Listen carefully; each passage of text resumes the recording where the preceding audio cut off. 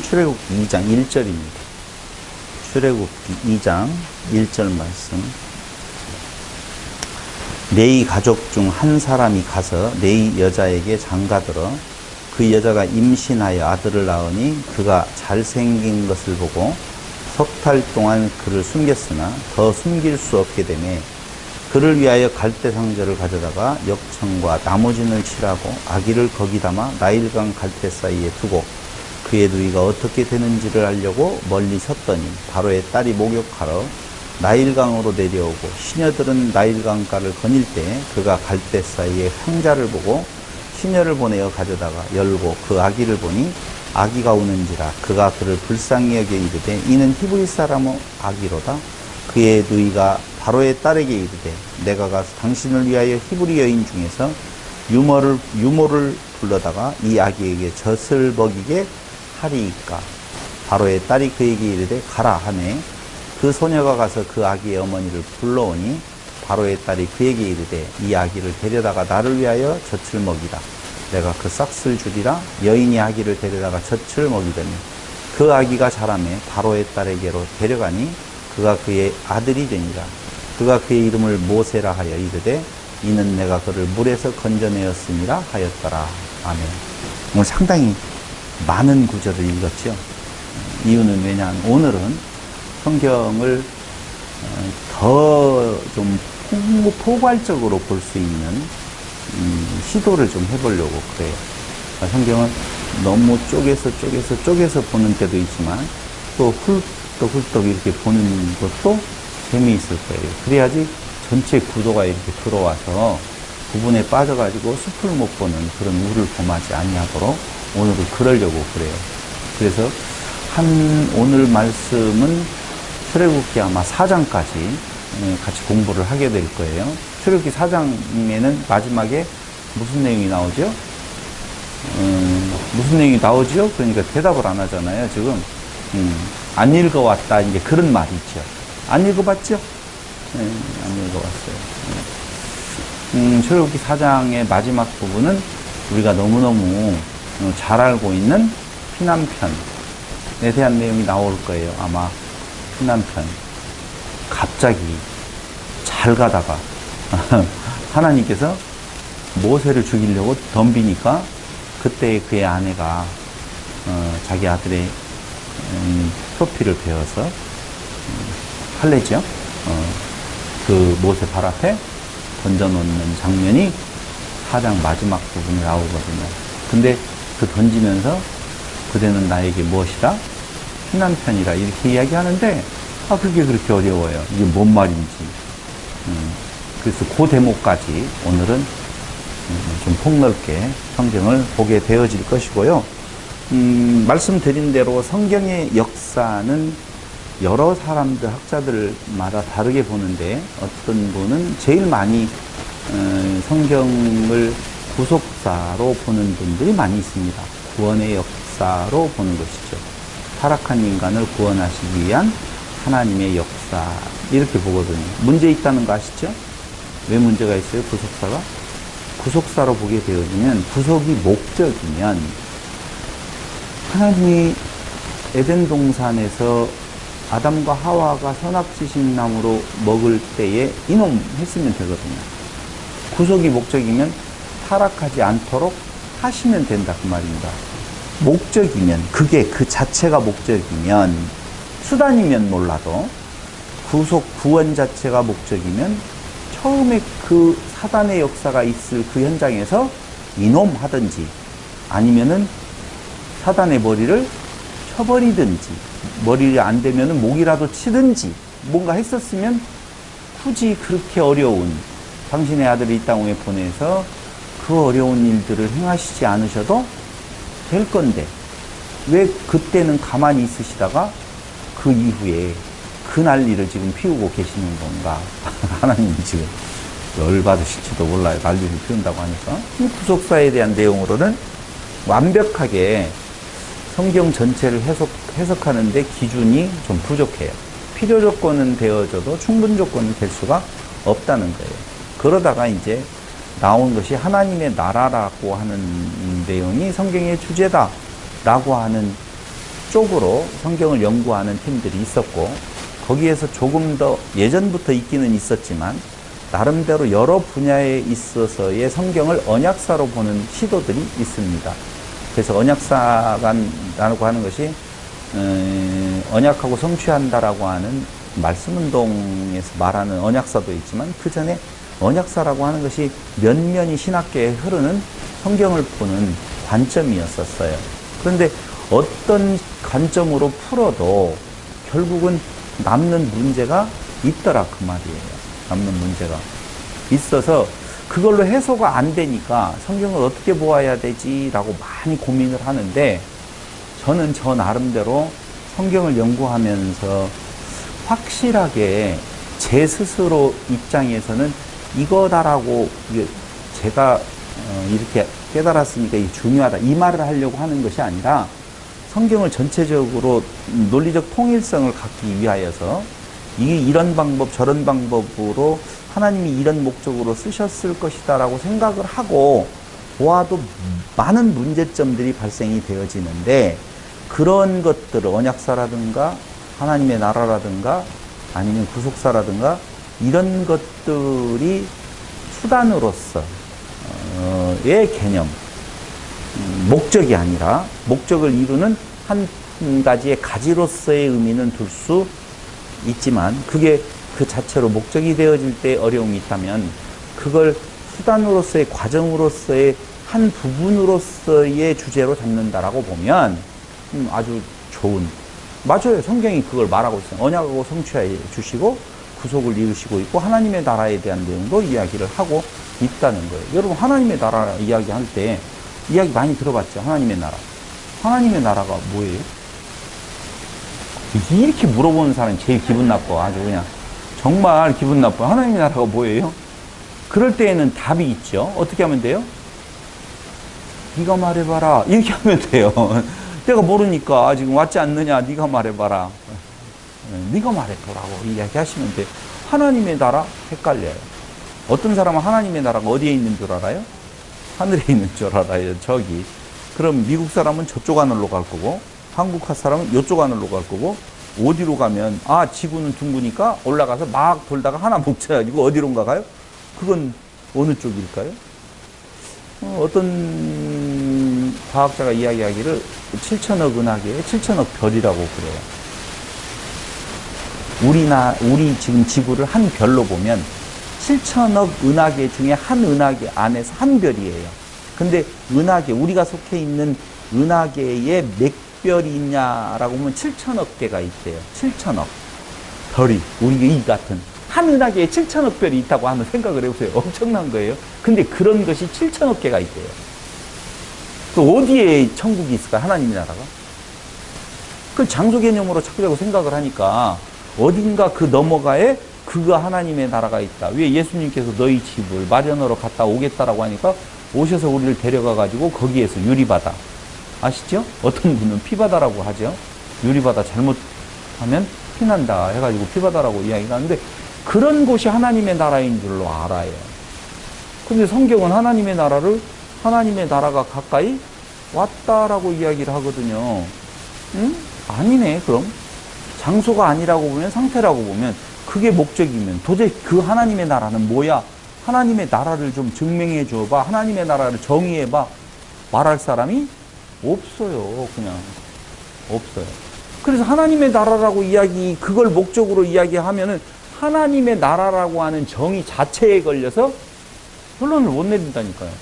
지금까지 예수님 이후로 2000년이 넘는 시대가 왔는데 하나님의 나라에 들어간 사람이 있을까요? 없을까요? 그것도 또 어려워요. 정말 어렵죠? 참 어려운 부분들이 있어요. 그래서 성경을 나름대로 연구를 하면서 보니까 거기에서 한 가지 답을 찾을 수 있었던 것은, 성경은 일단 출발이 창조로부터 시작해요. 태초에 하나님이 천지를 창조하시니라. 히브리 성경에서 제일 중요한 것을 제일 앞에다 놓거든요. 그러니까 창조라고 하는 것이 굉장히 중요하다.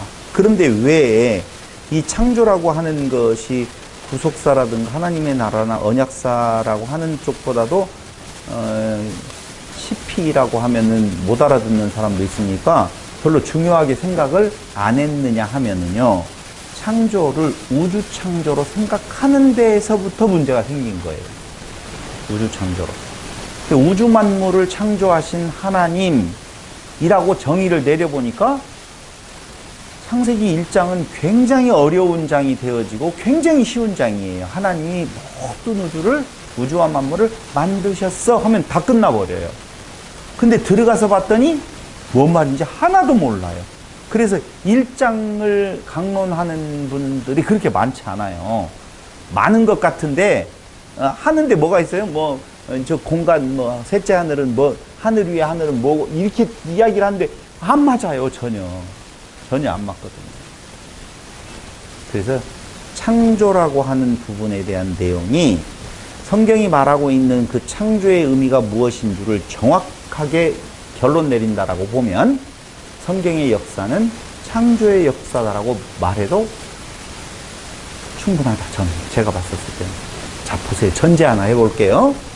예수님이 성경에 대해서, 구약에 대해서, 특히 모세오경에 대해서 말할 때 그 모세오경은 나에 대해서 증거한 것이다, 나에 대해서 말한 것이다 라고 하죠.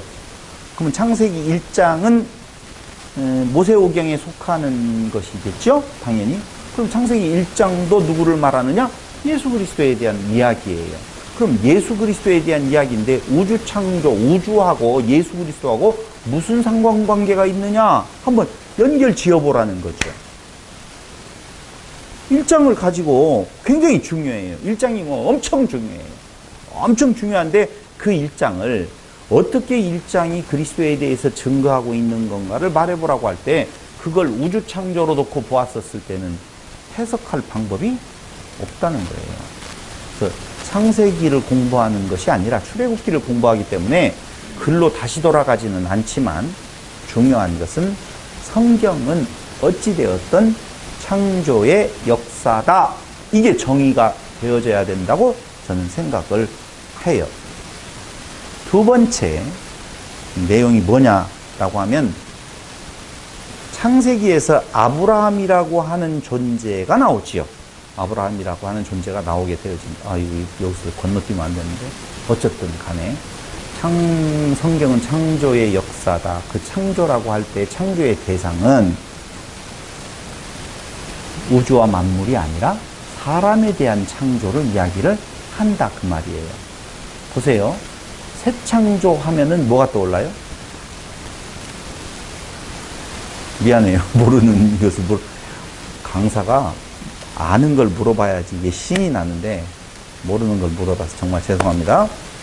새 창조 하면은요, 예수 안에서 새롭게 태어날 교회에 관한 이야기를 새 창조라고 그래요. 너희는 새로운 피조물이라 그렇게 이야기를 하거든요. 그러니까 새롭게 창조되었다 그 말이에요. 그럼 새 창조가 있으면 뭐가 있어요? 구창조가 있겠죠. 새 창조가 있으면 구창조가 있어요. 그럼 구창조가 어디 나오냐? 그게 창세기예요. 그게 구창조라고요. 그러니까 새로운 피조물이다라고 하는 내용을 근거로 놓고 보아도 그 새로운 피조물이 이루어지기 전에 맞아요. 그 전에 창조되었던 어떤 존재가 있다는 것이죠. 그래서 창세기에 나오고 있는 하나님이 태초에 천지를 창조하시니라 라고 하는 말의 그 창조는 새로운 피조물이라고 하는 존재에 대한 이전 것이라고 하는 쪽에서의 그 창조를 말한다. 이렇게 보셔야 됩니다. 창조 이전의 존재는 I am that I am 그분만 존재하셔요. 그분만 존재의 의미예요. 그러니까 다른 존재는 존재가 없음이에요. 그 없음, 그 존재를 있게 만들어요. 봐봐요. 있다는 말은 뭔 말? 하나님만 있다고 그랬죠? 하나님만 계셔요. 그런데 어떤 존재가 있게 되어진다는 것은 하나님 안에 같이 있어야만 있음이 되어지는 거예요. 하나님과 떨어져 있는 건 존재다 아니다? 아니다는 거죠. 그래서 하나님 되게 하심이 바로 우리의 존재를 하나님 되게 한다. 본래 우리의 존재는 성경이 말할 때 아담, 아담아, 흙, 티끌이라고 하는 건데 창조의 기사에서 놓고 보면 물속에 잠겨있는 죽은 존재, 없는 존재예요.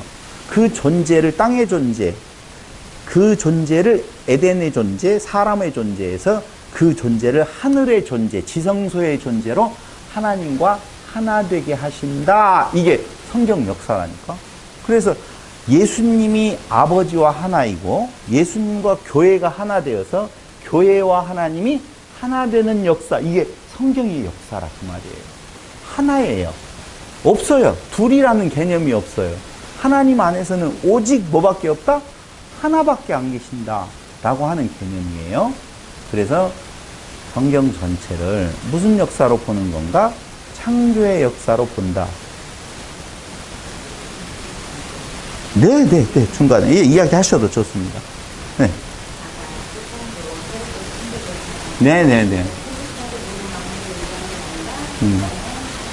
그럼요.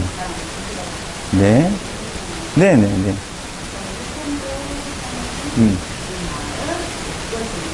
그렇죠. 예.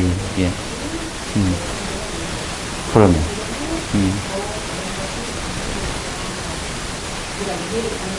잘못했어요? 그 전에 뭐 다른 것이 있는 것이 아니고, 잘못했어요. 옛 창조 부분에 대한 내용이 있고, 새 창조에 대한 내용으로 보아도 성경은 창조의 이야기다. 그리스도에 의한 새 창조. 하나님께서 사실은 거기도 그리스도에 대한 내용을 예표하는 의미로서의 옛 창조. 그게 창세기에 나오고 있는 우주와 만물 창조가 아니라 사람에 대한 이야기를 지금 하고 있습니다. 성경의 역사는 그거라고 지금 이야기를 했어요. 그 전에 뭐가 있는 건 아니고.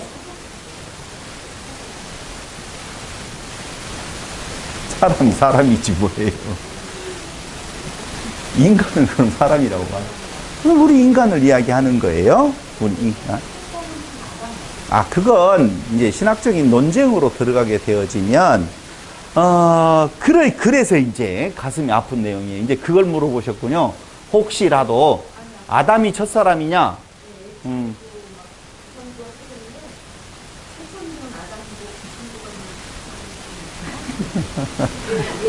잠깐만요. 새 창조는 그리스도 안에서 거듭난 것을 말하는 거고, 그건 교회예요. 교회는 복수가 아니에요. 단수예요. 이스라엘을 오늘 이야기를 할 텐데, 이스라엘이라고 이야기할 때에 그 이스라엘은 복수로서가 아니라 단수로서요. 내가 너를 이라고 이야기를 하거든요. 이따 나와요. 출애굽기에 대한 내용에서. 그래서 단수예요. 분명히. 그럼 그리스도 안에서 새로운 존재로 태어난 것을 무슨 창조? 새 창조. 그리스도 안에서 새롭게 태어난 이전에 창조된 존재를 무슨 창조? 옛 창조. 그 옛 창조는 창세기 1장에서 말하고 있는 창조를 말한다. 이야기를 그렇게 하고 있고, 그럼 지금 신학계의 논쟁은 뭐냐면은요, 아담이라고 하는 존재가 첫사람이냐, 그 전에 사람이 있었느냐, 요걸 가지고 신학적 논쟁을 하거든요. 근데 제가 정확하게 말씀을 드리면은요, 잘 모르는 사람들이 그냥 신학교에서 뭐 들은 이야기로 무슨 연구한 내용도 아니에요. 아담이 첫사람이라고 하면 안이단, 그 전에 사람이 있었다고 말하면 이단, 이렇게 그냥 정해놓고 신학생들이 그냥 그렇게 생각을 해요. 왜 그래? 그럼 성경을 한번 확인해봤어? 안 해봤어요. 전혀 안 해봤어요. 제가 손에 장을 지지면 안 되겠죠? 목사가 돼가지고 손에 장을 지질 수가 있겠어요? 절대 연구해보지도 않으면서 그런 것들을 그러냐 안 그러냐라고 하는 내용인데요. 이렇게 보시면 돼요. 창세기 1장 강론을 쭉 들어보시면 본래 사람의 존재는, 제가 이렇게 말하면 쉽게 이해할 거예요. 티끌이에요. 그러죠? 이 티끌은 에덴 동산에서의 아담의 모습일까요? 아닐까요? 제가 물어보잖아요. 사람은 뭐라고 해요? 티끌이에요. 티끌인데 그 티끌이 아담아, 아담 자체가 티끌이라는 거예요? 아담이 티끌로 만들어졌다는 거예요? 티끌 같은 아담이라는 거예요? 여러 가지 질문이 나올 수 있는데 에덴 동산 안에 있는 아담은 티끌이에요? 아니에요? 세 번째 물어볼게요. 또 하나. 그리스도 안에 있는 교회는 나는 티끌이에요? 아니에요? 그럼 예수님은 뭐예요? 아니 예수와 나가 하나라며요. 내가 티끌인데 예수가 티끌이지 뭐예요? 생각을 해봐. 예수님은 머리요. 우리는 그 몸의 지체라. 지체가 티끌이면 머리는 뭐예요? 티끌이죠. 그렇게 말하면 안 돼요. 그럼 분리된잖아요. 이원론이에요? 아니라고 말하지 마요. 논리를 가지고 이야기를 할 때에는 논리적으로 따라와서 이야기를 해줘야 돼요. 그러니까 그건 이원론이 아니고 그 말이 아니에요. 이원론은 이제 잘 들으셔야 돼요. 하나님은 전지전능하시고 절대 주권자지요. 주권자 앞에 뭐가 붙어요? 절대가 붙지요. 그렇죠. 인간은요, 자유의지가 있다. 있죠? 맞죠? 그럼 절대 주권 이 앞에 자유라고 하는 의지가 성립될 수 있다, 없다? 절대 의지자 앞에서 자기 의지를 가진 자가 있다, 없다? 없지요. 근데 자유의지가 있다며요.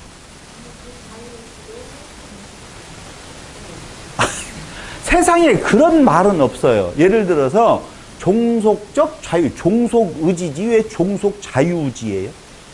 말이 안 되니까요. 자유라고 하는 말은 성경에 사전에 찾아보면 어디에 매이지 아니함이거든요. 그러니까 하나님에게 매이지 아니하는 의지가 있다. 이게 자유의지예요. 그러니까요. 힘을 초월했다고요? 뭔 말인지 잘 이해가 잘 안 되지만 뭐가 이해가 안 가야 되냐면 그렇게 말해서 하실 줄은 안 줬다니까요. 그럼 이걸 바꿀게요. 다시 이야기할게요. 그럼 그러니까 절대 주권자 뺄게요.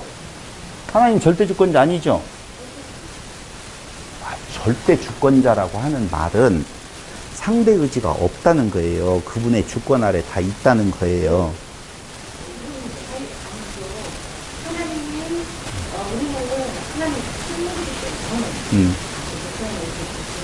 걔도 뭐 대적해도 돼요. 전혀 그런 거 없어요. 뭔 소리예요, 지금. 주여. 아무 상관없어요. 저한테 욕을 한다고 하더라도 지옥도 안 가고. 잠깐만요. 아니요, 권사님, 아무 상관, 잠깐만요. 잠깐만요, 아버지. 국어 사전적으로 말하면, 절대를 쓰면 상대자가 없다는 말이에요. 그거 자유롭게 해야 돼요.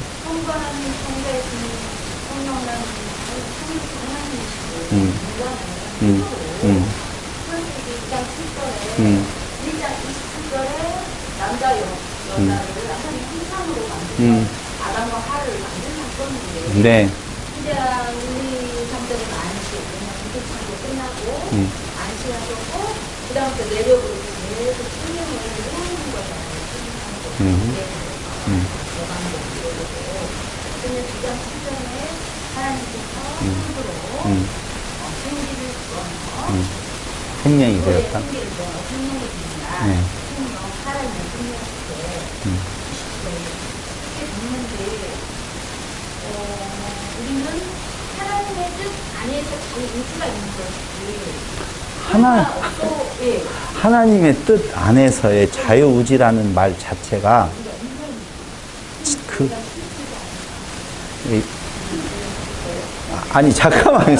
잠깐만. 하나님 안에 내가 있어서 그래서 이제 그걸 신학교에서 뭐라고 하냐 어항 속의 붕어라고 이야기를 해요. 그 논리를 이야기하는데 정말 맞지 않는 이야기 조금만 다 이야기를 해요. 근데 그 부분에 대한 내용이 너무너무 안 풀어지니까, 말이 안 맞으니까, 목사님께서는 아까 제가 응.